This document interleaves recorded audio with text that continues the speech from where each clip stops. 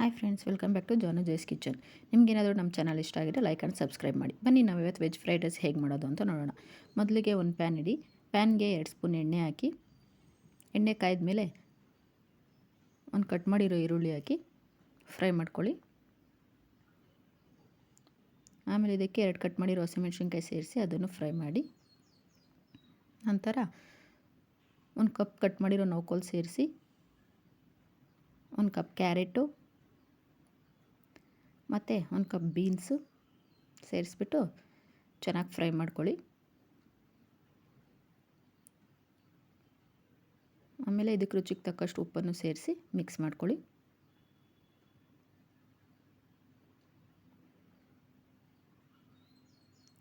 ಒಂದು ಕಟ್ ಮಾಡಿರೋ ಟೊಮೊಟೊನೂ ಸೇರಿಸಿ ಚೆನ್ನಾಗಿ ಬೇಯಿಸಿ. ತರಕಾರಿ ಕ್ರಂಚಿಯಾಗಿರಲಿ ಫ್ರೆಂಡ್ಸ್.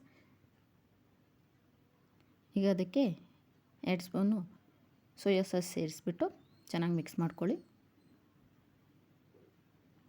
ಆಮೇಲೆ ಇದಕ್ಕೆ 1 ಕಪ್ ಉದ್ರುದ್ರಾಗಿ ಬೇಯಿಸಿರೋ ಅನ್ನ ಸೇರಿಸಿ ಎಲ್ಲ ಚೆನ್ನಾಗಿ ಮಿಕ್ಸ್ ಮಾಡಿ.